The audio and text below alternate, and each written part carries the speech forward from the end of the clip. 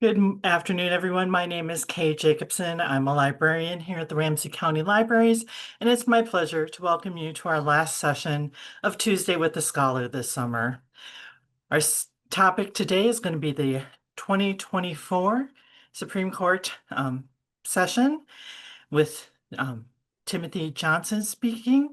But first, I want to thank the Osher Lifelong Learning Institute and the Ramsey County Libraries for making this possible. Without their support and we wouldn't be able to have discussions like this, and I'm glad that we're able to do that. So Timothy Johnson is a Horace T. Morse Distinguished Professor of Political Science and Law, by courtesy, at the University of Minnesota. He's an internationally recognized expert on the U.S. Supreme Court and its oral arguments and decision-making process. He has published more than 70 articles, book chapters, and publicly facing papers, 2 monographs, and 6 books, including SCOTUS and COVID, Oral Arguments and Coalition Formation on the U.S. Supreme Court, A Good Quarrel, and Oral Arguments and Decision-Making on the U.S. Supreme Court from 2004. Findings from many of these projects, along with his legal and political commentary, have appeared in The Economist, The Guardian, The New York Times, The Washington Post, and The Wall Street Journal. Practitioners, including members of the Illinois Supreme Court and its clerks, the United States Eighth Circuit Court of Appeals, and the Advocate Society of Canada and Canadian Supreme Court, have sought Johnson's expertise. And in 2024, he was appointed to the advisory board of the Brown versus Board of Education Revisited project, which is a winner of a 2025 American Bar Association Silver Gavel Award for Media and the Arts and a 2025 Webby Award honoree for law websites. So, without any further ado, let's turn things over to Tim. Hey, thank you very much. I really appreciate it. Let me share my screen here quickly so that everyone can see what we're going to do today. Note that as I have in the past when I've been with this group, that I'll be moving around where I see my camera to make sure that I can read my full slides and to make sure that you all can as well. You might have to move things around. This is a very gracious introduction, Kay, and I'm always happy to be with the Ramsey County Library and the Oshie Center. And so it's great to be back. I would always love to be in person, but I understand that oftentimes the audience is bigger over Zoom, and I am appreciative for that as well. So I won't try to speak incredibly long today. I will not try to go into excruciating detail of each of the cases that I will talk about, at least initially. I will just go through the main arguments that are made by the majority and maybe make a comment or two about the dissent if applicable. And then I will go into more detail if you would like me to during the Q&A session.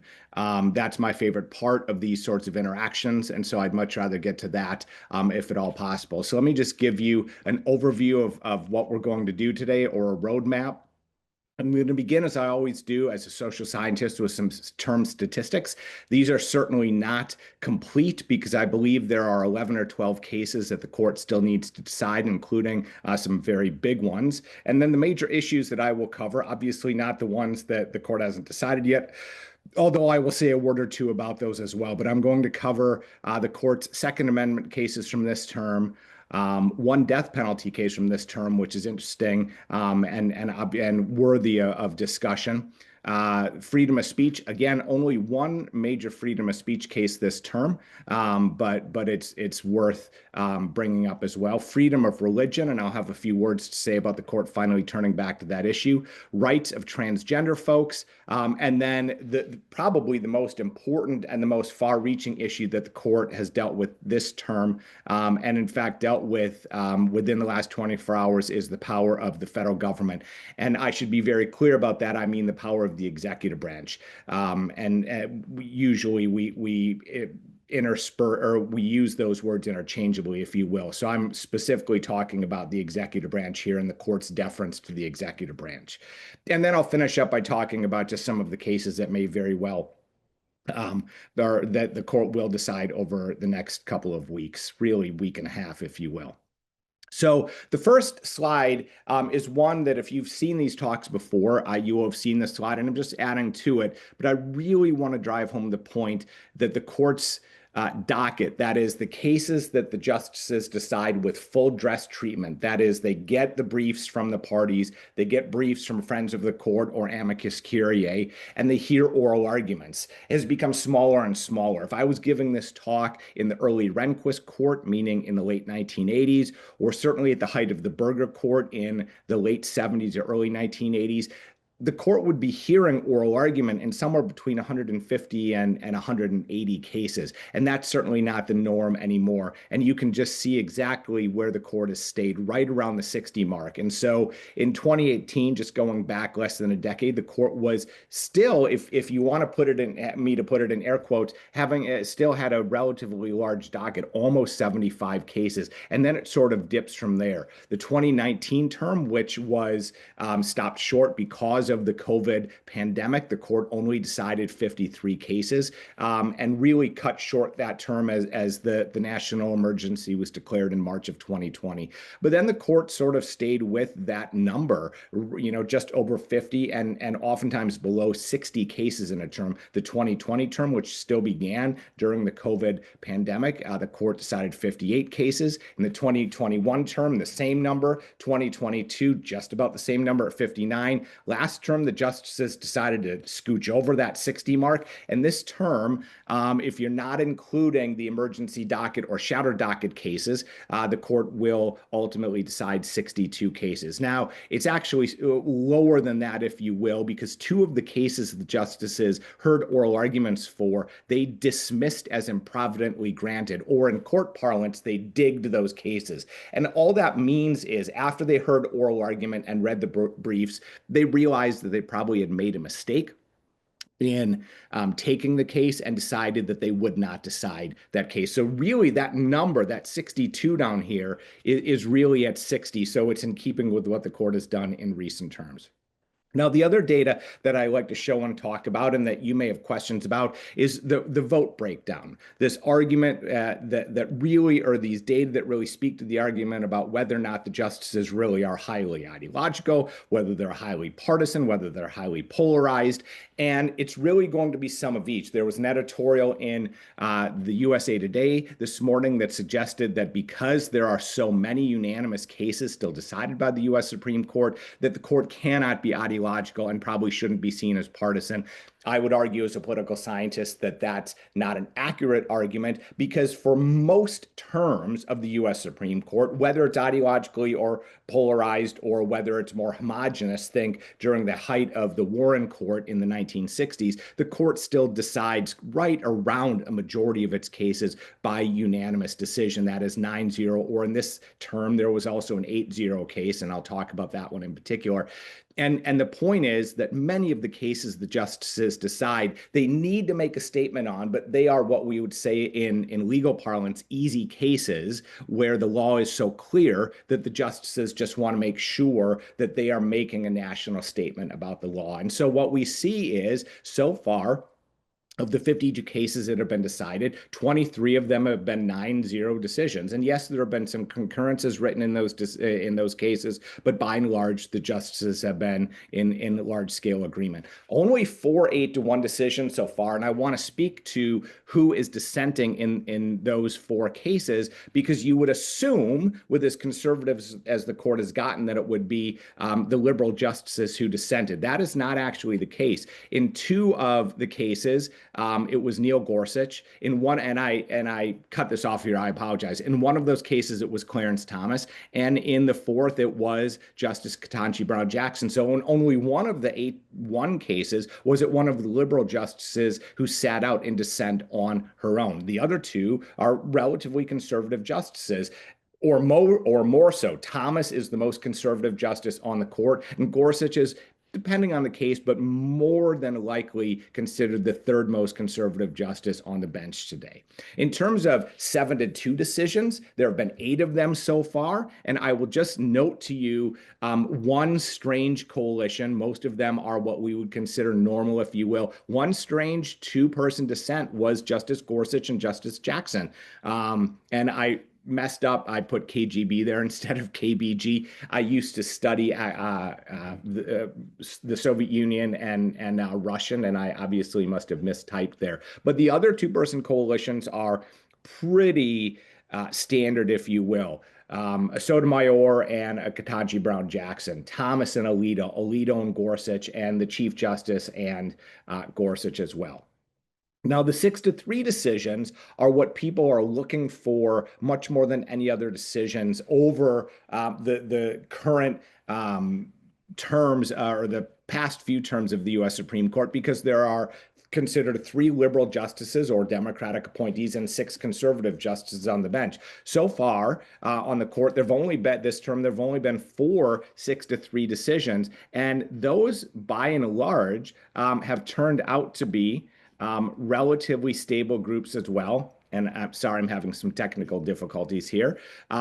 You will note that the liberal group of Kagan and Sotomayor and Jackson dissented once in those cases. And then we also had dissents by Thomas and Alito and Gorsuch, and then one by Thomas and the Chief Justice and Gorsuch as well. And so pretty standard groupings, although it is interesting to see that there are 3 times conservative groupings of the 3. And then finally, the 5-4 decisions. And I'm not putting all 8 of those coalitions here, but a couple of those are relatively odd coalitions, if you would like to think about it that way.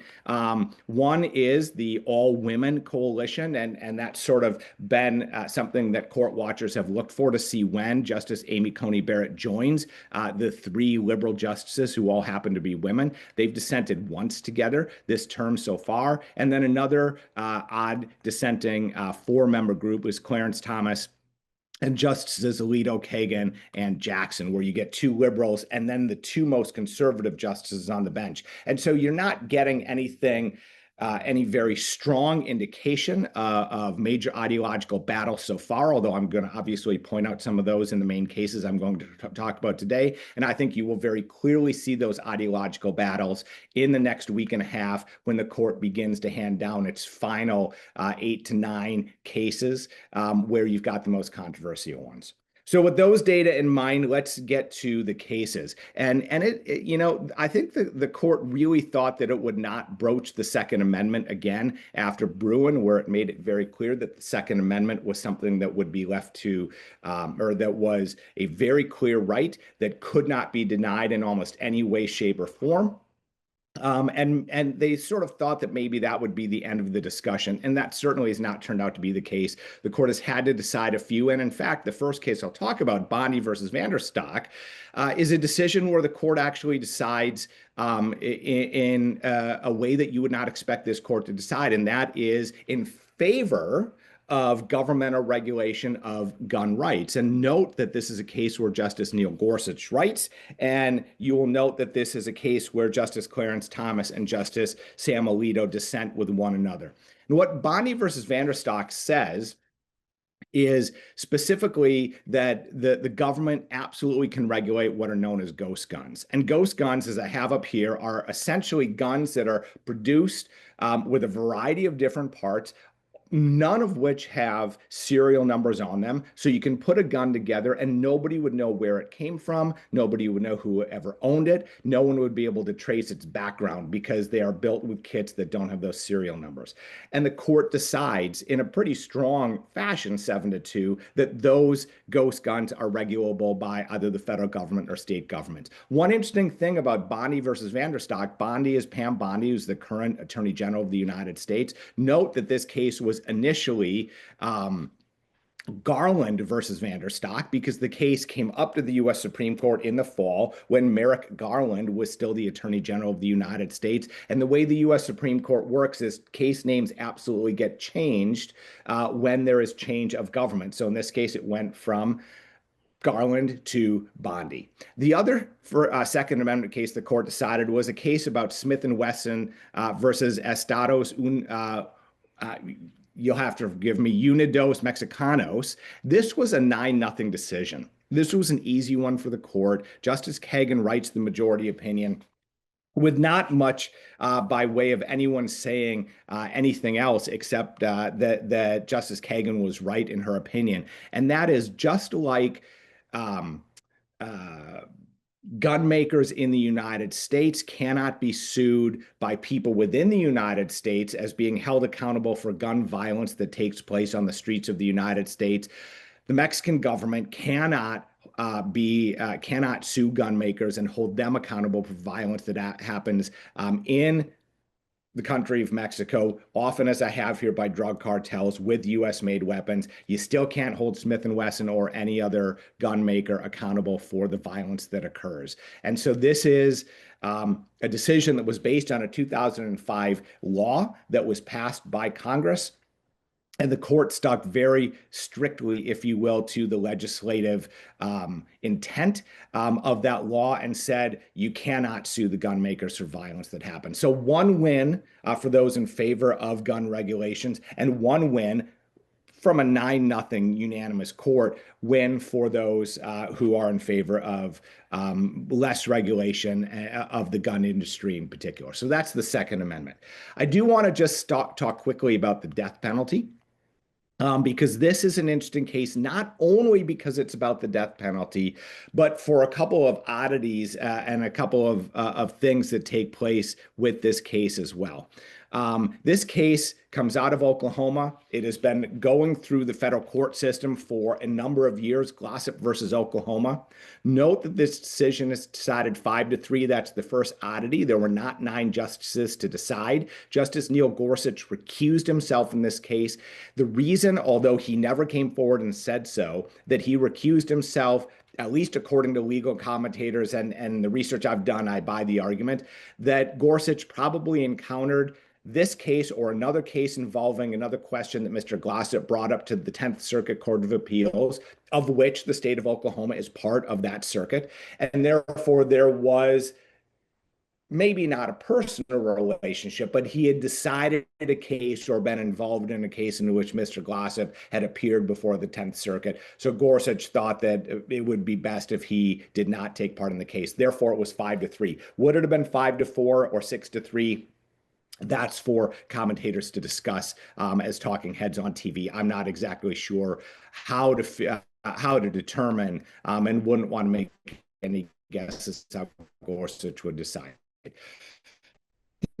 This was a case violated Mr. Glossip's rights during his trial, whereby he was sentenced, or he was found guilty and sentenced to death, whereby prosecutors had suppressed, if you will, false testimony, and they failed to disclose the idea that that testimony was false, and that false testimony very well could have, in some way, shape, or form, helped Mr. Glossip either be found not guilty, or if he was found guilty, maybe avoid being given the death penalty in the state of Oklahoma. This court, this very conservative court today, actually decided in Mr. Glossip's favor. And there's a couple of reasons why that is the case. One is the evidence was really compelling that, in fact, the prosecutors had withheld that evidence, and that very well could have affected the trial. And even very conservative justices are most of the time in favor of due process and making sure that people are treated correctly, especially with the ultimate penalty on the line, and that is the death penalty. The other interesting part about this case is that the current state attorney general, Genter Drummond, supported Mr. Glossip's argument. So you have the attorney general of the state of Oklahoma saying he thought the prosecutors had mismanaged the case, that they had violated their obligation to turn over the evidence, that there was actually false testimony given against Mr. Glossip. And so the state of Oklahoma, bizarrely, even though it's Glossip versus Oklahoma, the state of Oklahoma was on Glossip's side. Now, you may ask yourself, how does that actually work at the U.S. Supreme Court? This doesn't happen often, but it happens from time to time. In this case, there was not a state official or a state attorney who was willing to argue in favor of the state of Oklahoma. So in that case, what the U.S. Supreme Court does is it will appoint a lawyer to argue for it. And the lawyer in this case was a guy by the name of Christopher Michael or Michelle, who was a former clerk for Chief Justice Roberts. considered a very good attorney in Washington, D.C. He got to make the argument in front of the court. Now, you might say, why would he agree to do that? When you're invited to make an argument before the U.S. Supreme Court, it is sort of being invited to tea with the king. It is not an invitation. It really is a demand or a command. And so when this lawyer gets the call and says, we want you to come and argue, not only is it an honor, but you don't say no to the United States Supreme Court. He makes the argument, certainly was not compelling to 5 out of the 8 justices involved in the case, and Mr. Glossip wins. Last point about this case, Justice Thomas does write a dissent, and in his dissent, he says explicitly that he believed that this was not necessarily a case about the death penalty, although in the end it obviously was, but this was a federalism, states' right, or 10th Amendment, whichever language you want to use, case. And because this case was based on Oklahoma law, based on only decisions by Oklahoma trial courts, appellate courts, and the Oklahoma Supreme Court for criminal rights, that the federal government, in this case, represented by the United States Supreme Court, had no right and no power to get involved in this case, and therefore it should not have even taken the case to decide. Obviously, he did not have a majority who agreed with that decision, but given how big of a 10th Amendment states' rights advocate Justice Thomas is, I can understand fully why he made that argument. So the court decides in a liberal direction for the death penalty. Mr. Glossip is not out of jail. All he has been granted by the U.S. Supreme Court is a new trial where the evidence that was used against him that was false either will not be presented again, or if it's used against him, then the defense can actually use it to try to impeach the witness who put that testimony into the record. So that's the death penalty. One case. The court also decided, oddly for this U.S. Supreme Court, and what I'll say about the Roberts Court going all the way back to 2005, and some of you have heard me give talks before, have heard me talk about how fond of the Roberts Court is of freedom of speech. If there's one of a couple of areas where the Roberts Court is more liberal, if you will, it is on freedom of speech, and that is protecting as much speech as possible, whether that is speech when it comes to campaign finance or whether it is speech of individuals protesting against the government. The Roberts Court has been, not always, but relatively friendly to freedom of speech. It seems an oddity, but it's one of those areas where this court is maybe not as conservative as some might speak. Therefore, the Roberts Court often takes many speech cases. The one main speech case the court took this term was the TikTok case, TikTok versus Garland. Because this case was argued and decided prior to the Biden presidency being over on January 20th of 2025, Merrick Garland's name is still attached to this case because it was argued and decided still in 2024. This case is all about whether or not the federal statute that banned TikTok, if it was not, unless its parent Chinese company sold off TikTok to another company based specifically on that congressional law, a company based in the United States by January 19th, not only the day before President Trump would take the oath of office, but my birthday as well, that TikTok would be shut off in the United States. Turns out it was shut off for a couple of minutes, or maybe a couple of hours, if you will. I'm not a TikTok user myself, but then it was turned back on because President Trump, who was actually a fan of banning TikTok earlier in his political career and early in the 2024 presidential campaign, turned around and said, no, we don't want to ban TikTok. We want it in the United States. The court decides 9-0 with nobody signing the opinion. It's known as a per curiam opinion. That is by the court. That's the Latin phrase, pretty stringently translated. So there wasn't a signatory, if you will, or a majority opinion writer. And the court upheld that law. Really, that decision had no effect because Congress was not going to be able to enforce the law it passed, because who enforces congressional laws? The executive branch. And the new Trump administration said it would not enforce the ban on TikTok. This case, in the end, why it's important, if in fact there's not a policy implication to it, is that this case is much more than just about freedom of speech. It is actually a national security case. And that is what the court is signaling, is that if the government is going to impinge on someone's freedom of speech, one of the arguments that can be made by the federal government is that, in fact, there are national security issues at stake. If, in fact, speech, in this case, people using TikTok, and if they're using TikTok, their data might get taken by the Chinese government and used to harm people in the United States, that is a national security issue, according to the unanimous Supreme Court. And that is a key reason why you could suppress that speech. And so even though turns out that the court, as I started off talking about this case, is a friend of freedom of speech, in this case, the court said this was a proper regulation of said speech. Let me turn now to freedom of religion. And I wasn't sure I'd get to talk about this today because for the past two terms, the 2022 term and the 2023 term, the Roberts Court decided no freedom of religion cases, and also decided no Establishment Clause cases. Now, if you go back and look historically, again, 20 years, 2 decades of the Roberts Court, this is another area of the law where the Roberts Court has been very friendly in increasing religious freedom, sometimes in interesting ways, sometimes in ways that might make you think that the policy the court is handing down, or decision is more conservative, even though it's expanding people's rights.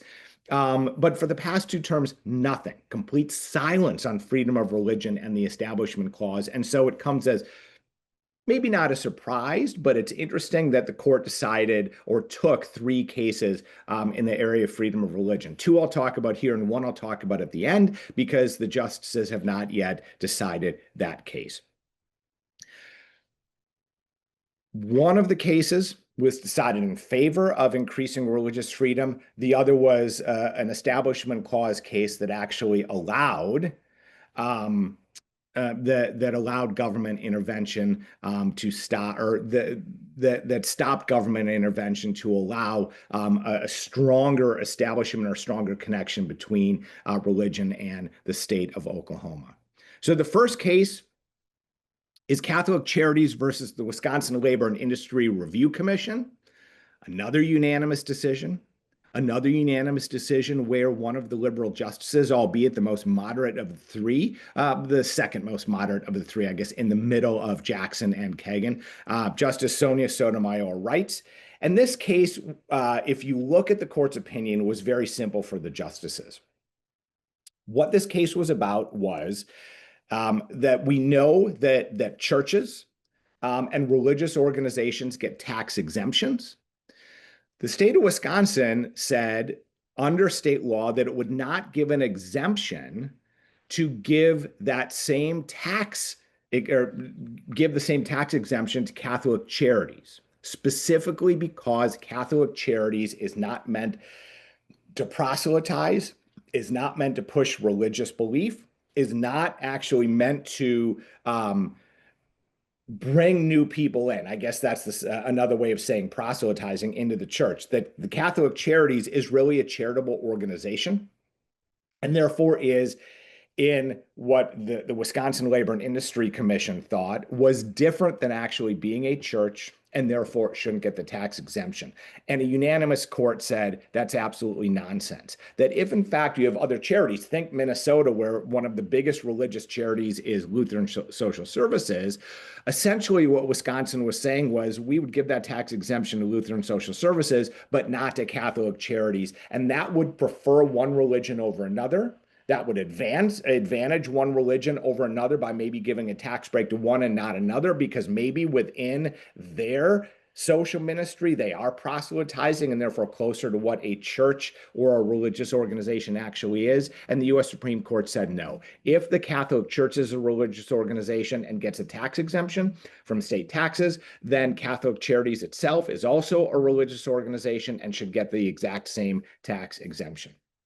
The other religion case is an Establishment Clause case, and this could have been a major decision for the United States Supreme Court. I think it is still major, but if it had gone the other direction, I think it really would have fundamentally changed for all time, or at least until the membership of the U.S. Supreme Court changed, the relationship between church and state, or the Establishment Clause. And so in Oklahoma Statewide Charter Board versus Drummond, you had, for the first time ever, a charter school organization saying, look, we have charter schools for physics, and we have charter schools, think again of Minnesota, for hockey. We have charter schools for people who are good at other athletics, or maybe at music, or maybe at theater.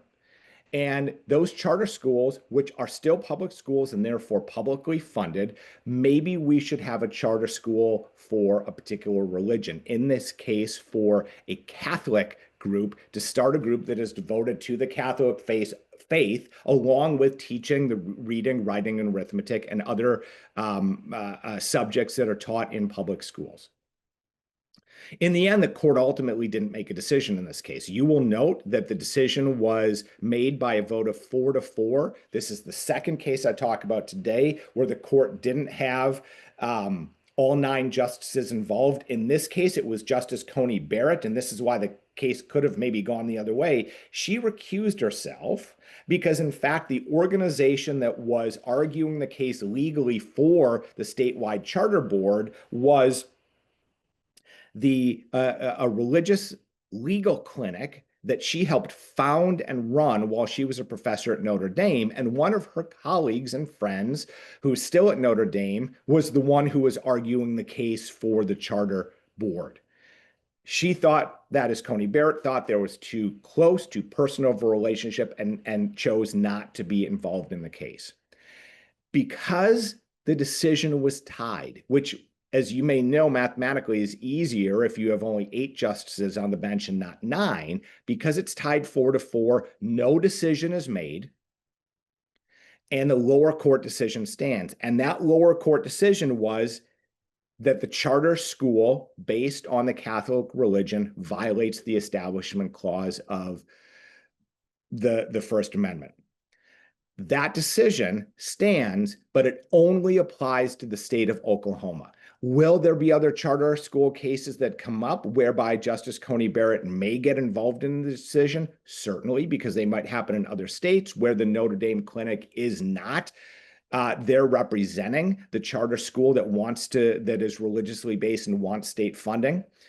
So that might happen, but for now, religious charter schools are not considered constitutional nationally, and they certainly are not within Oklahoma. One other thing to note about this case is that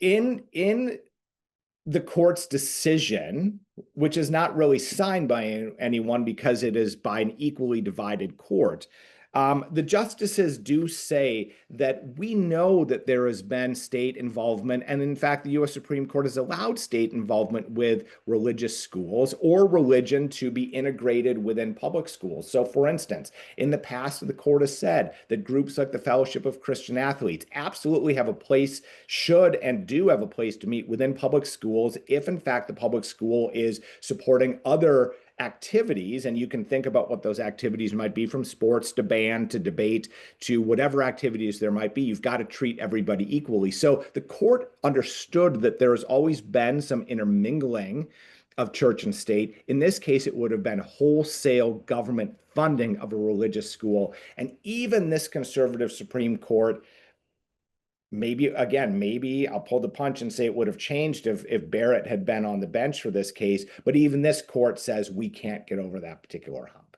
Okay, so a win for the separation of church and state in this particular case. Then we turn to the rights of transgender people.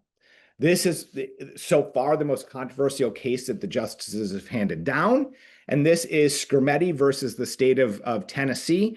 I did not get in on time. I was just finishing these slides up at the end. You will note that this was a 6-3 decision, and you will note that Chief Justice Roberts is the one who wrote the majority opinion. This is about a state law in Tennessee that bans people under the age of 18 who consider themselves transgender, maybe transitioning to another gender, as I have here, from using puberty blockers, using hormone therapy. And it's only for people under 18. The court did not speak about adults. Those are decisions adults can make, but the court said very clearly in Chief Justice Roberts' opinion, that this is not something that we will allow, and that the state of Tennessee is perfectly legitimate in saying that it can and will ban those things. Now, Roberts makes a number of arguments in his majority opinion. The first is, this is an equal protection case. Okay, so that is, the transgender people in this case and their parents, the transgender kids and their parents, were arguing that if in fact sex or gender is a suspect classification, that is, we are going to treat that as a group like race, where we are going to say the government has to be held to a very high bar if it's going to pass laws that are going to discriminate against that particular group. The Chief Justice says, look, we realize this is an equal protection law, but that law in Tennessee does not actually violate anybody's equal protection. And his argument for that, as contrived as it might be, and I won't make any more commentary about it than that, but legally, it is a difficult argument for the Chief Justice to have made. What he says is that a teenage boy who needs to take steroids, for instance, because he is having trouble growing, is not the same as someone who wants to take hormones or steroids or puberty blockers in order to transition to another gender. That just because those two boys are treated differently does not mean that there's actually gender discrimination in that case, because the drugs are being used for separate purposes. So that's the first argument that the chief makes in that case. The second argument he makes is, in fact, that he believed, and so did the other five who signed his majority opinion, that allowing puberty blockers or hormone therapy for kids under the age of 18 might cause irreparable harm to those children in the future, and therefore the government actually has an interest in stopping them from using those particular drugs or those particular therapies like the hormone therapy. Finally, the chief actually had to deal with a case from 2020 where the justices did decide in favor of the rights of transgender people. Justice Neil Gorsuch wrote in Bostock versus Clayton County that neither governments nor private employers can discriminate against people because they are transgender. You can't discriminate based on race. You can't discriminate based on being male or female. And you also cannot discriminate if someone is transgender. What the chief says in this case is they are not going to speak to Bostock. It doesn't apply in this particular case, mostly because this case is about children and that case is about employment law. Now, the question will be in the future as to whether or not the court will take Skrmetti and they'll apply it to employment law. That remains to be seen. But you can be assured that more and more cases about the rights of transgender people will come to the U.S. Supreme Court, and they may very well decide in the same direction as Skrmetti, and that is that people who are transgender are not in the same class as a male or female, and therefore are not protected from government encroachment on their rights in the exact same way. One note about the dissent in this case. This was an incredibly harsh dissent written by Justice Sonia Sotomayor. And what she says in this case is that the court's ruling, and I'm just going to read her words because it probably puts them best for her, and I couldn't do them justice, no pun intended. The court's ruling today, quote, authorizes without second thought untold harm to transgender children and the parents and families who love them. And so she wrote one of the harshest dissents of the entire term. And this case, of all others decided so far, shows that 6-3 schism between the 6 Republican-appointed conservative justices and the 3 Democratic-appointed liberal justices. Now, let me finish with something that you might think maybe or may seem less controversial than transgender rights or speech or religion or death penalty or gun rights. But I will tell you right now that the court's decisions and government power, including on top of those it decided last term, are the most controversial, the most difficult, and the most far-reaching decisions that the justices will continue to hand down, it seems, term after term after term. And so those of you who didn't hear my talk last year or who weren't thinking about the court very much, on top of 4 or 5 other decisions about the power of executive agencies versus the power of the president himself, the court made this distinction. Courts get to oversee what executive agencies do. Think the SEC, the EPA, the NRC, whatever other alphabet soup you can think of. But we're going to leave the president as much power as humanly possible. And you saw that in Trump versus the United States, decided in the past two terms as well. So let me just refresh your memory. Not all the cases from the 2023 terms, but the key one, and that is Loper Bright Enterprises versus Raimondo, who was at the time Secretary of Commerce.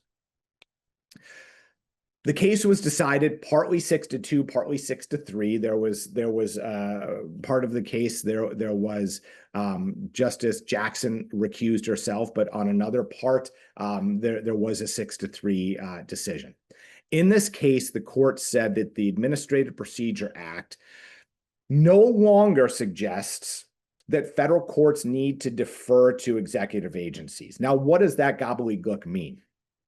The court set out a doctrine in 1984 in a case called Chevron versus the United States, what came to be known as the Chevron Doctrine. And the Chevron Doctrine said this: if an administrative agency makes a case or makes a decision about how to interpret a law passed by Congress because Congress was unclear about that law, that federal courts all the way up to the U.S. Supreme Court would defer to the executive agency's decision. Now, you might say to yourself, why would they do that when we have separation of powers? The answer is actually a very simple one. Judges in the United States, including the 9 justices on the U.S. Supreme Court, are what we are known as generalists. They are not experts in every area. But we know that people who work for the EPA are experts in the environment. We know that people who work for the NRC are experts in nuclear regulation. We know that people who work for the SEC are experts in securities, and so on and so forth for other executive agencies. And therefore, courts would defer. In Loper, the court overturned the Chevron Doctrine and said no longer will the courts, including the U.S. Supreme Court, defer to federal agencies. We will make our own decisions about what Congress meant when it passed a statute. And what that ultimately means is a massive blow to federal power, at least as it came to executive agencies, because, and I don't have this on the slide, the court turned around in Trump versus the United States and said, we're going to actually give the president himself a really large cachet of power. In other words, presidents can't be prosecuted for any decisions they make when they're carrying out their executive function. President gets lots of power, executive agencies get very little power. One would think that was the end of it, because once you overturn that Chevron Doctrine, all bets are off, and courts actually get to interpret laws that might be unclear. But the justices are continuing to go. And in 2024, they decide 2 cases. The first is McLaughlin Chiropractic. And in this case, the court says explicitly, again, 6-3, with Justice Kavanaugh writing, that this time district courts or federal trial courts are no longer bound by agencies' interpretations of a statute. So they're doubling down. I hate that phrase, but they're doubling down, tripling down on the idea that federal courts no longer need to listen to what an executive agency says. At the same time, the court decides in a 7-2 decision, and this time Justice Kagan, I believe, was in the majority in the Food and Drug Administration versus R.J. Reynolds. Now, in fact, the court gives federal courts even more power and says that if, in fact, retailers who would otherwise be selling vaping devices, when the FDA says that they shouldn't be selling a particular device, they can sue in federal court and ask courts to overturn that particular decision from the FDA. What does that mean?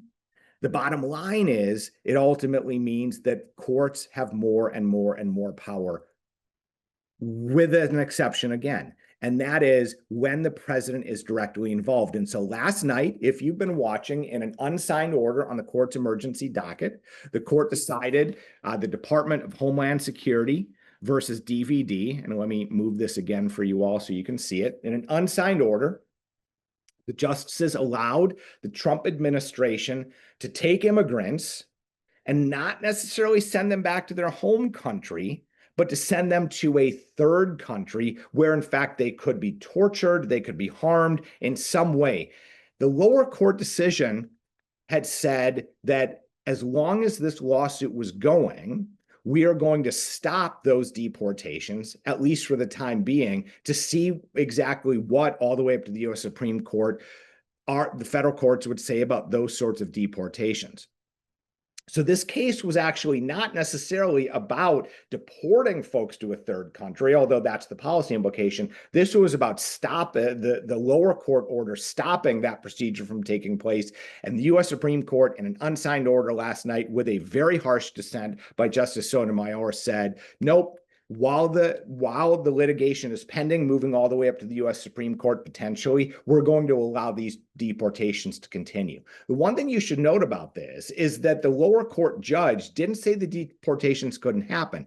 All the lower court judge said was that if you're going to be deported to a third country, think someone who's supposed to be sent back to El Salvador being sent to Sudan, and as well as some other countries around the world, all those people, all the lower court ruling said was those people should have due process. They should be given 10 days notice, and they should be given a hearing whereby they could argue that if they're sent to a third country, that they might be harmed in some irreparable way, and maybe they shouldn't be deported to that country.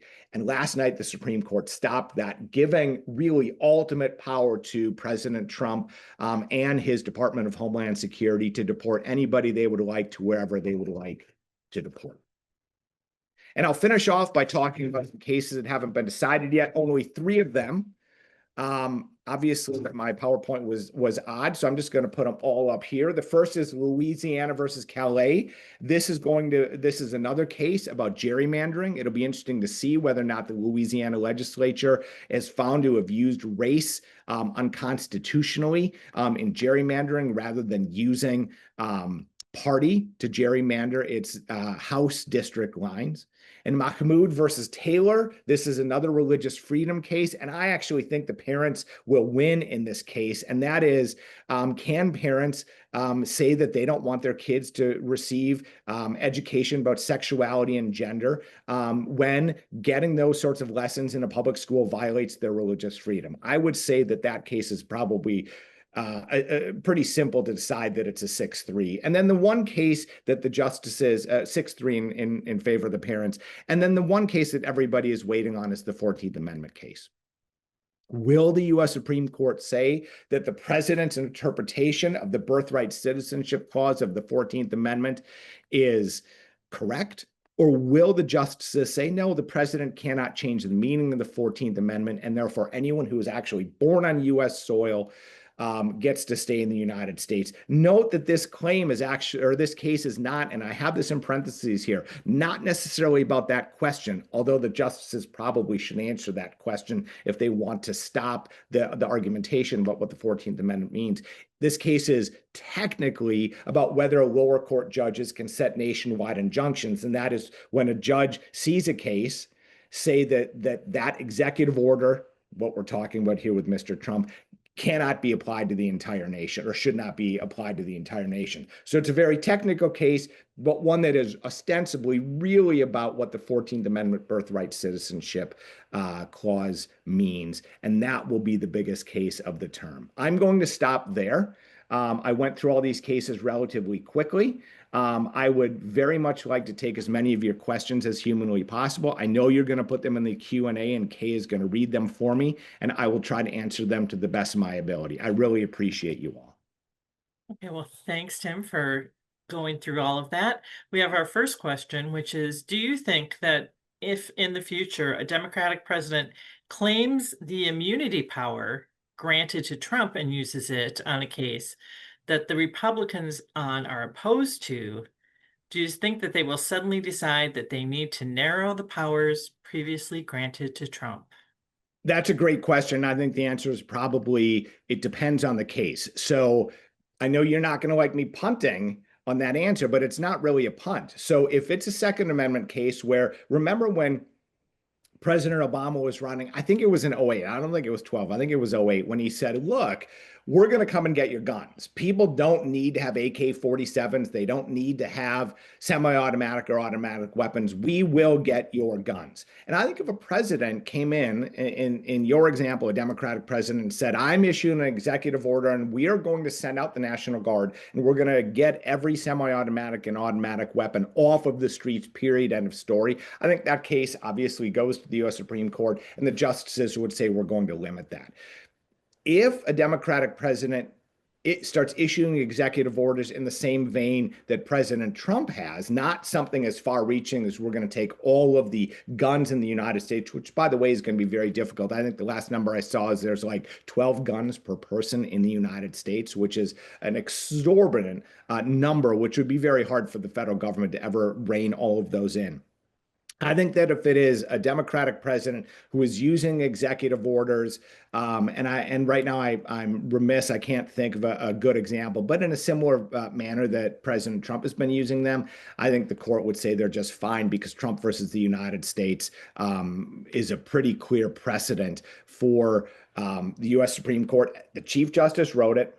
It says as long as you can prove that the president has done whatever he has done in the course of his executive duties, that it is constitutional for him to do so.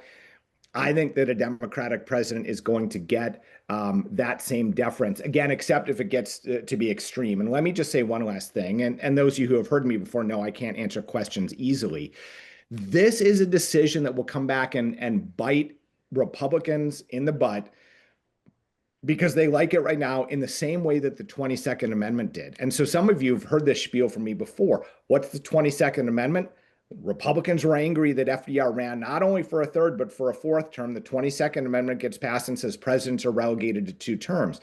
When it came to 1987, Republicans knew, and I think they were probably right, despite it being in the throes of dementia, that Ronald Reagan could have possibly won a third term. And they were upset that he couldn't run for a third term. You know that President Trump is crowing about possibly running for a third term. By the way, I don't think that's going to happen. But the 22nd Amendment was ginned up by the Republicans. It harmed them again 40 years later. I think that the Trump versus the United States decision was ginned up by, and I don't mean anything by that, written by the U.S. Supreme Court. And I think Democratic presidents are going to try to use it to their advantage as well. Okay, no open questions at the moment. Put them in there, people, because now's the time. Don't be afraid. The only dumb question is the one you haven't asked. That is absolutely right. And I'm going to ask one. Sure. Do you feel that the Supreme Court, by not necessarily, well, okay, do you think that they are, with some of their decisions or decisions not to take cases, or ones that they have, do you think that they are maybe hurting the justice system with some of these decisions in terms of like the power of the judicial branch of the government? And are they going to be able to come back from that easily with some of the decisions that they've made? Yeah, I think that's a great question. So I think first off, Kay, absolutely, by choosing not to take cases, I do an entire section in my Supreme Court undergraduate seminar on the agenda setting process, but it's more fun to call it the deciding to decide section because they're deciding whether to take cases. And cases where they're choosing not to take them, that certainly is going to harm the court's power in the future. But I think the second part of your question is the more prescient one, and that is that by deferring again and again and again to the president. Now, remember, not deferring to executive agencies, because that's where the court is sort of giving itself more and more power, but deferring again and again to the president of the United States, like they did, like the justices did in the unsigned opinion last night in the DHS case. I'm not sure the court can come back from this. I think the court is going to need to claw back a whole bunch of its power. I had an editorial with two of my, well, actually, one of my current graduate student and a former graduate student in the London School of Economics, American Politics blog about a month ago, maybe 5 weeks ago, that essentially said, and it wasn't taking a position, except taking a position about the institution that we all love, the U.S. Supreme Court. And it said, if the court doesn't want to lose its power for all time, it needs to go back and start invoking Marbury versus Madison again. By the way, Marbury versus Madison has been cited since it was decided in 1803 almost 300 times now, almost more than not more than any other case, but one of the top cases ever decided, because the modal category or the modal number of times that a case is ever cited once the court decides it is zero. And the fact that Marbury has been cited almost 300 times is the court telling the public and telling Congress and telling the president, we still retain power. And what we argue in that London School of Economics editorial is the court needs to claw back that power if it wants to retain legitimacy and, more importantly, retain any power. And right now, the 9, or at least the 6, don't seem like they want to do that at all. Mm-hmm. Okay, so we have a couple in here. First one, can you speak to the court's shadow docket? They seem to be using it more and more. Yeah, this has become more and more difficult for the public and for scholars to ignore. It's been known as the shadow docket only for a handful of years. It was always just called the court's emergency docket because, and I don't like using this word, but I will in this case, that docket was literally used for emergencies. And the most important example was death penalty cases. So you'll know that as soon as the term is over and any term of the court is over, the justices scatter, right? They need a break. They've been working their butts off since last September. So almost in 9-10 months, they need a vacation just like everyone else. The 9 top legal minds in the world, they're grinding on these, even though, I make this argument that they're deciding fewer cases, they are still working and burning the midnight oil on a regular basis. There are emergency appeals that happened during the summer when the justices have scattered. And the best example is, as I said, death penalty cases. Justice Douglas, William Orville Douglas, his happy place was in the mountains of Washington State. And the cabin that he lived in there didn't even have a telephone. And so there might be a midnight or an 11 p.m. appeal to get a death sentence stopped. And he would be called and he would have to vote. He couldn't be called because he didn't have a phone. So what would happen?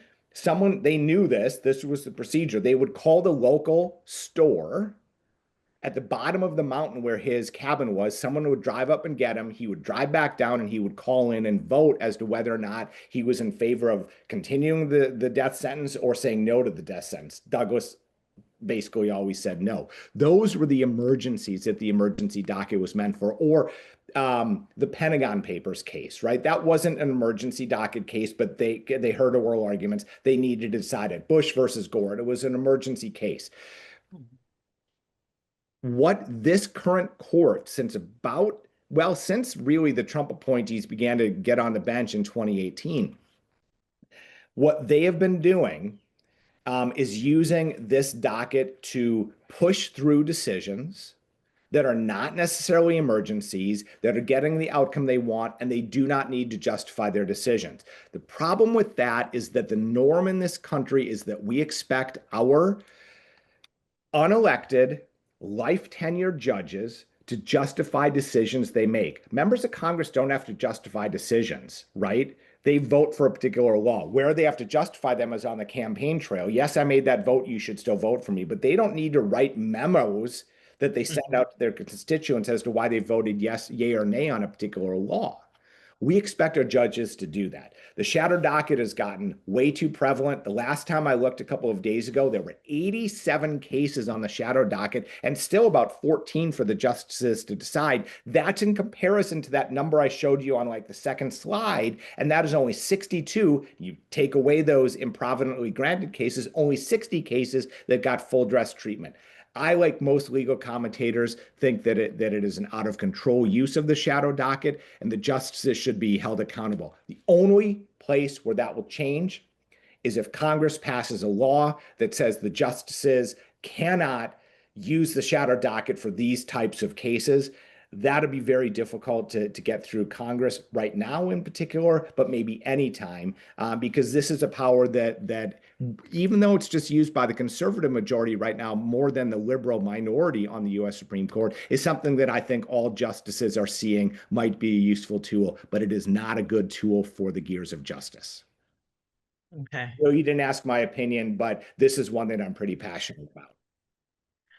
Okay, going back to the if a Democratic president claimed immunity and he's enforcing the law when he prevents a Republican justice from going to a Supreme Court case, could he prevent a Republican justice from going to a Supreme Court case because the justice is conflicted and should recuse himself from a case? And could he impose that on?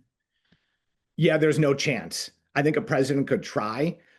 I think the bright line, although, right, this isn't happening right now, so you might think that I'm foolish for making this argument. The bright line would be if a president tried to explicitly take the court's power in this way. There are all sorts of ways that Congress and or the president in combination have power over the US Supreme Court. The president doesn't have to enforce decisions if he doesn't want to, although he's supposed to. Congress can slash the court's budget. In other words, turn off the lights, slash its budget so the justices no longer have 4 clerks each and 5 for the chief justice, so they have to do all the work on their own. There's all sorts of ways that under Article 3, as well as Article 1 and Article 2, that the government, and in this case, the president, can sort of control in some way, shape, or form the court. If a president tried to say that Justice Kay Jacobson can't be involved in this case, the court's going to hear that emergency appeal by Justice Jacobson if there's a lawsuit, or they're just going to say, yeah, the president can't tell us what to do internally. And last note on this, there is clear precedent for the court ignoring that sort of order by the president. It's a case called Nixon versus the United States, not President Nixon. It was Nixon who was a district court judge in the late 80s. And when he was impeached and his case went to trial in the United States Senate, the Senate did not want to stop all of its proceedings to have all 100 senators sit for that trial, as they did for a president, either when Clinton or Trump were impeached. They did this publicly, and all 100 senators were there. They said in minor cases like this, and a federal district court judge they considered minor, we're going to have a bipartisan group, I think it was 12 or 13 senators, make a decision, then they would bring that decision to the full Senate, then they would vote. And Mr. Judge Nixon said that's not how the impeachment process works. And the Supreme Court, in a decision written by Chief Justice Rehnquist, said, when it comes to internal rules, the 2 houses of Congress get to do whatever they want as long as they don't violate people's rights. You could take that to my example about pretend Justice Kay Jacobson, and you would essentially, the court would essentially say, we get to decide our own internal rules, who sits in a case, who doesn't sit in a case, and the president can't have anything to do with it. So bottom line is, I think they might not say anything. They would just ignore the president. Okay. Do you believe that democracy is being compromised by decisions being made by the court, example given, the executive powers, or worry that democracy could be compromised going forward in terms of the Constitution? Yeah, and look, there are many people who, when I give this answer, will say that this is a partisan or an ideological answer, and it's not. It's a political science answer, right? As someone who is an institutionalist, right? So if you were to go to my website and you would go to my teaching page and you would read my teaching philosophy, the first thing that I say is that I'm an Americanist and I'm an institutionalist. And as an institutionalist, I believe in our institutions of government, but there's another part of what institutions mean, and that is institutional rules and norms of behavior. And the key institutional norm and rule of behavior that was set out by the framers and laid out explicitly in the Federalist Papers is the separation of powers and checks and balances. And what is happening with the US Supreme Court right now is that the court is giving up, and this goes back to an answer I gave a couple minutes ago, vast amounts of its power and consolidating power in what is known as the unitary executive theory. There are justices on the US Supreme Court, really led by Chief Justice Roberts, who believe in a unitary executive. You can believe that's good or bad, but what I will say as a political scientist is that that flies in the face of the separation of powers and checks and balances. And that is where the harm to democracy comes. The harm to democracy doesn't come in that all these powers are being consolidated into a very conservative president. It comes, the harm is that it's consolidated to the president, one person. That's where the harm to democracy comes. And that's a hill that I will absolutely die on because the foundation of our government is that institutional idea that we have three co-equal branches of government. And bizarrely, the court is just, except for executive agency to sit interpretation of congressional laws, the court keeps taking away its own power. And that's very odd, to be honest. Okay, can you outline the pros and the cons of term limits for Supreme Court justices? Because this has been brought up before. Yeah. So the pros would be that you're going to get new blood on a pretty regular basis. You will maybe go back to the times where we had a center right think. Um, uh, Excuse me a second. oh, you're good. Oh, Yeah, I just went dark. it was motion sensitive. I've been sitting too long in Yep, a, I you hear know, you. I hear motion you. censored environment. That's actually, oh, that's happened to me before. It's always funny when that happens. If you have, and let's just use the example that most scholars and pundits throw are around 18-year terms. Mhm. So you're going to get a mix of the idea is you get a better ideological mix. You might get a stronger center where people might move back and forth. Think back to the days of Sandra Day O'Connor and Lewis Powell and Harry Blackmun and Byron White, where they all leaned one way, whether it was right or left, but they were in the middle and they could go either way depending on the particular case. Term limits might be good for getting a center again, and allowing some turnover so that one ideological majority or one partisan majority, because we're getting more to a partisan court than at any point in our history, I think, would not be able to control for too long. I think that the real con is that you would obviously be seeing a lot more lobbying on a regular basis to get particular people on the bench. And we see that when there is any vacancy and it has gotten nastier and nastier and nastier. Don't think that it just started in 86 with Robert Bork. It went all the way back to Nixon's appointees in 1970 and 1971, where we had these really nasty partisan fights in the Senate.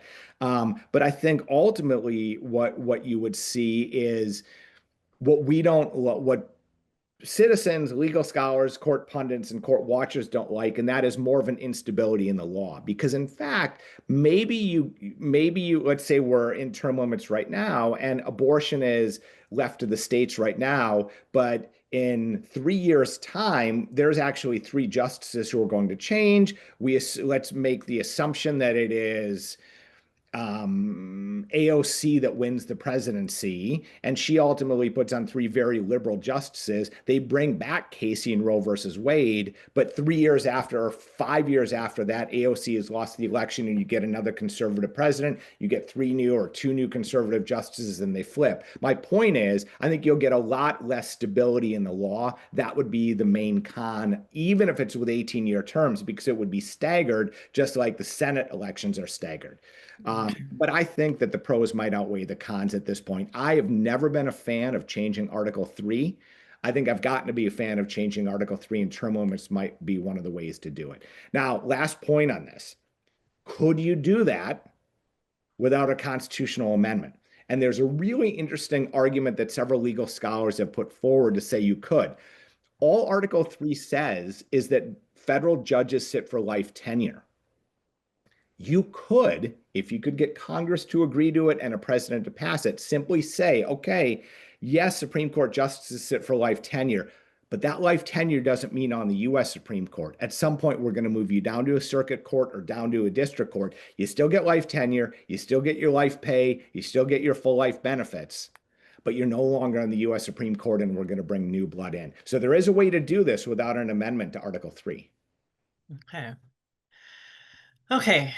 Um, are there any indications that the court is interested in monitoring its own ethics with regards to gifts given to justices from private citizens?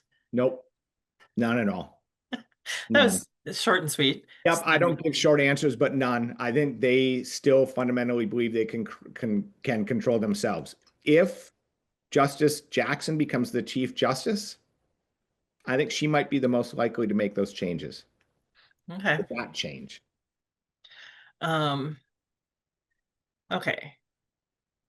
What are your thoughts on, someone's asking, on some of the Supreme Court justices having misled Congress on their positions on abortion during their confirmation hearings?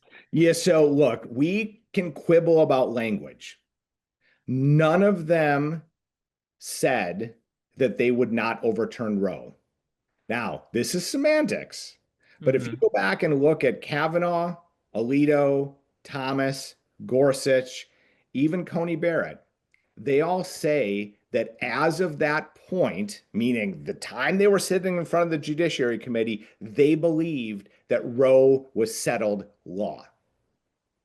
Now, that would be the same as them saying they believe that Brown versus the Board of Education is set. Actually, no, I'll put it another way. That would be the same as them saying, yeah, in 1940, yeah, Plessy is settled law. Like it hasn't changed. Separate but equal seems because it's been in existence since 1896, it's settled law. Doesn't mean that they said we wouldn't overturn Plessy, a decision that really needed to be overturned, or that they wouldn't overturn Roe and Casey because many people believe it. Those cases should have been overturned. So they never, and I'm glad you used the word misled in your question rather than straight up lied. Sure, they might have misdirected. There was no lying, and therefore there was no perjury, and therefore it's not an impeachable offense. They're all lawyers, pretty much, so they should know how to. Play the game. Yep. Okay. How do they determine in lower court cases whether or not to freeze the current situation while the case proceeds, for instance, with layoffs for a given federal agency? And how or when, on what basis would they allow the employees to stay in their positions while cases proceed? Yeah, so, you know, mostly it's going to depend on the arguments that are made by the litigants in the case. But the key, and there may be lawyers in this room who can answer this question better than me in terms of that nitty gritty, but it really comes down to whether or not there will be irreparable harm to one side or the other, right? So let me not take the example of the Department of Education case that is still pending at the US Supreme Court, but let's take the example of what happened with the emergency docket last night. The argument that the judge made in the lower court was if he didn't stay or put or stop the executive order from going into effect until there was a final decision, there very well could be irreparable harm. And I'll just throw myself under the bus here. I get deported because I'm an immigrant, and I get deported not to the country that I should go back to, which, if I think about my parents, it would most likely be Sweden. Um, but they instead send me to Libya or Sudan, where in my position as an academic, I may have upset someone in one of those two countries and I might be tortured, I might be killed, there could be other damage to me. That irreparable harm standard is what in fact, is what trial judges use and whether to issue an injunction, right? And the Trump administration is arguing that there's irreparable harm to it if it can't go ahead and continue deporting people because we keep illegal people in this country who are committing crimes, who are killing people, who are doing all sorts of terrible things. So both sides are making an argument about irreparable harm, and then the trial court judge has to determine whether or not the stay should be issued. In the case from last night, certainly there's irreparable harm to someone who is deported, may not have or should not have been deported because they're actually A, here legally, and B, have never committed a crime in the United States, and suddenly they're in Sudan and they've lost their life. That's what the judge was thinking in that case, and that irreparable harm standard is what is used in most cases. Okay. So we kind of talked about this a little bit, but can you speak to the concept or risk of this president, and I'm going to put on there presidents past, because this would be a good thing to know, not honoring what the Supreme Court decides?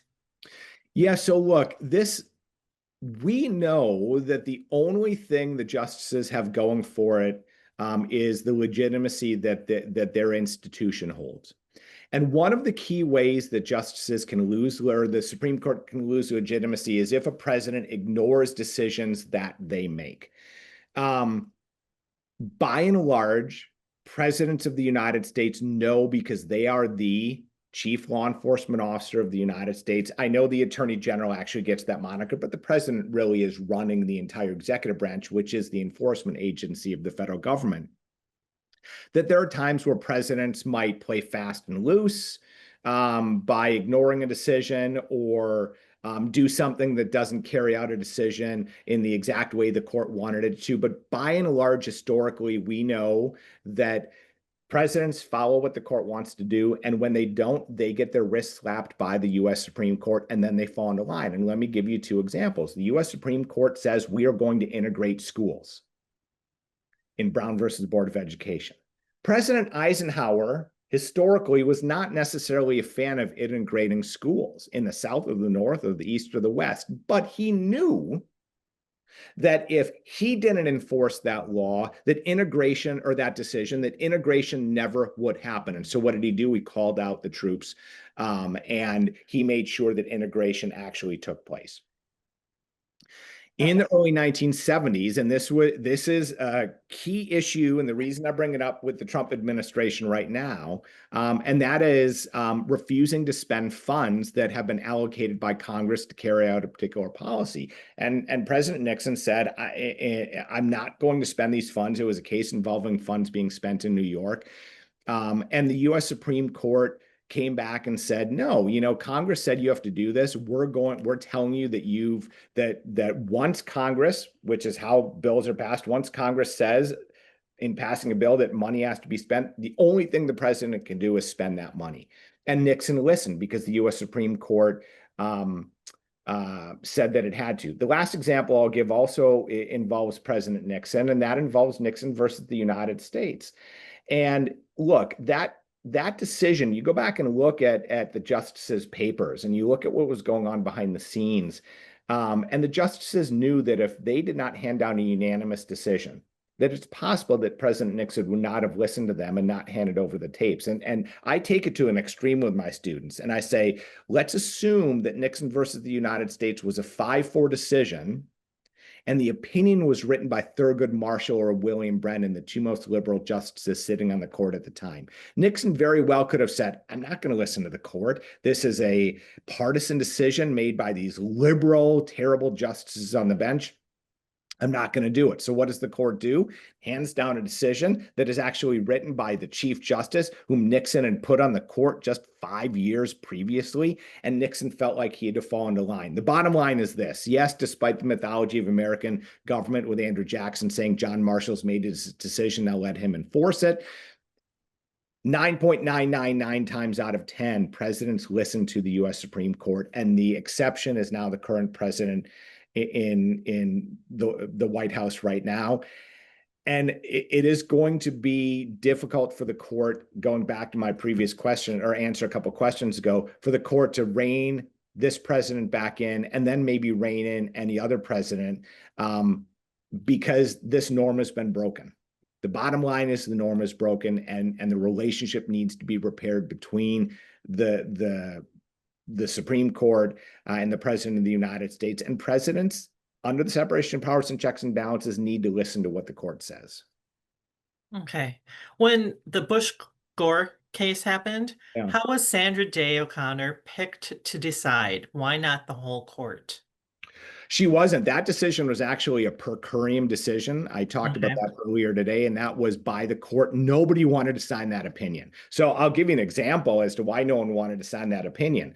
Roe versus Wade probably should have been a per curiam, but Chief Justice Burger convinced Harry Blackmun to sign his name to that opinion and be the majority opinion writer. I don't know if you all know this. I'll bet many of you do know Minnesota history. Harry Blackmun's bust, which sat in the halls of the state capitol, was taken away for a good number of years. I don't remember if it was a full decade or if it was just a number of years, because people were so incensed in this state, because Blackmun's one of our own, that he had written that majority opinion. So justices take a lot of flack when they sign their name as the majority opinion writer for very controversial cases. And it's sad because that case was 7-2. Yes, Blackmun, they were Blackmun's words, but if you go back and look at the archival materials of how that decision was written, all of the other 6 had their hands in that opinion as well.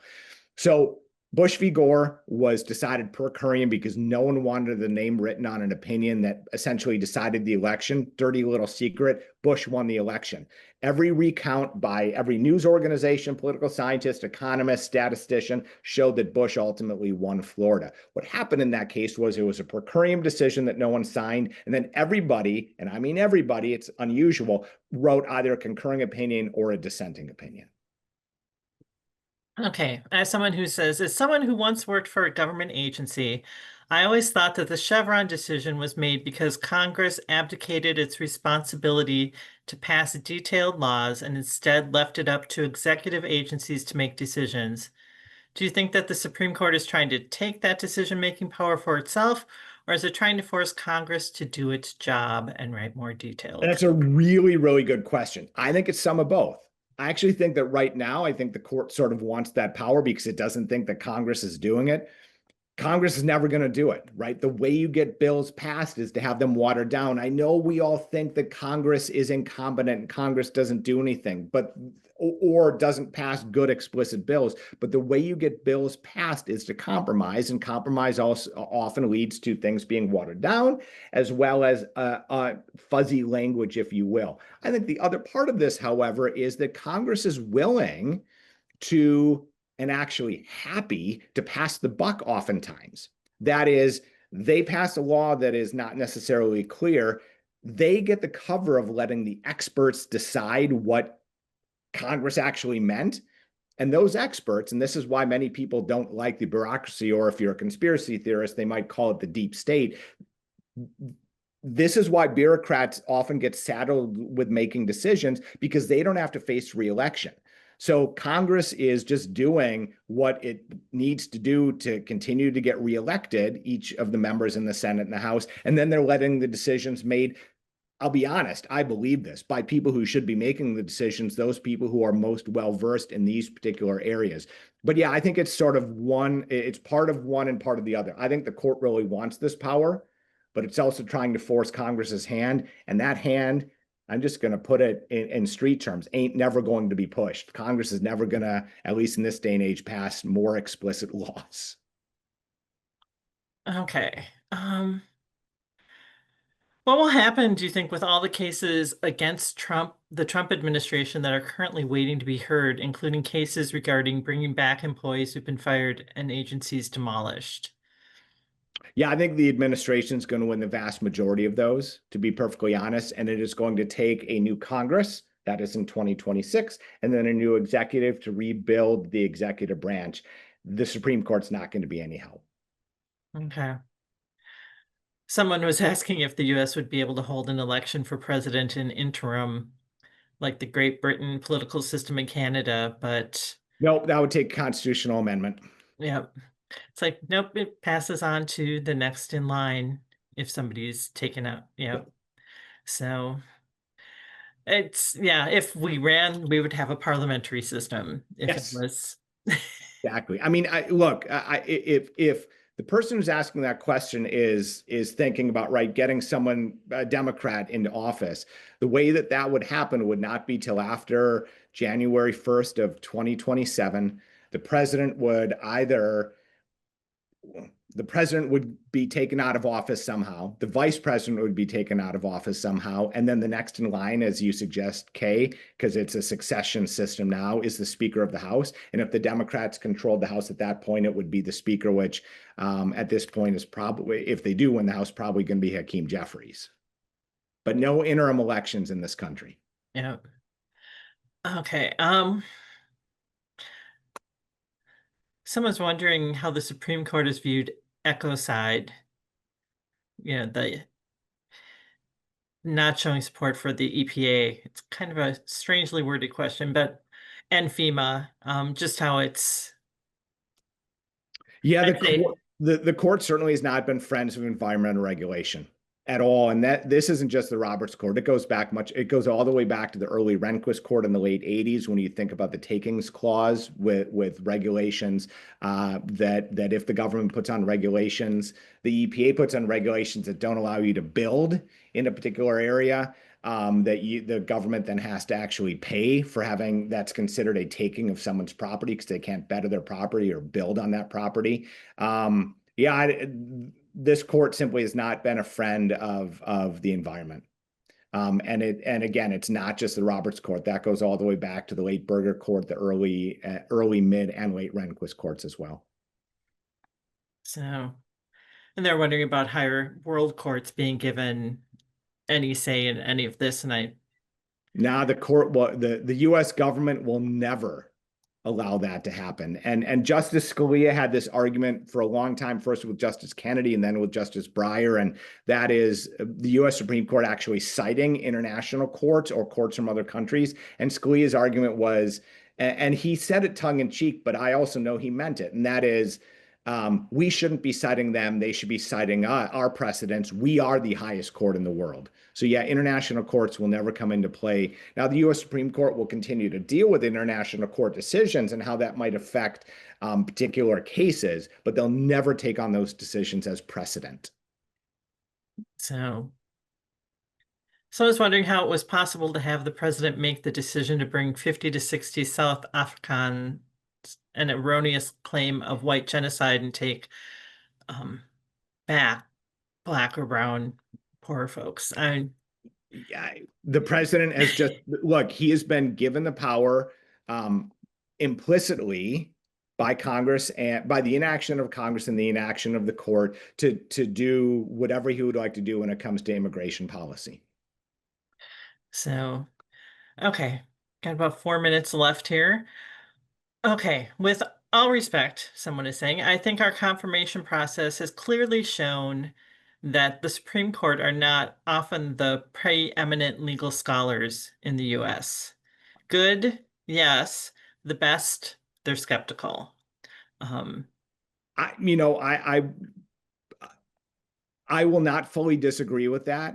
On the other hand, I will say that when you look at both the right and the left now, and the folks on the right that I would put up there as some of the most preeminent legal minds in the country are the Chief Justice, along with Neil Gorsuch.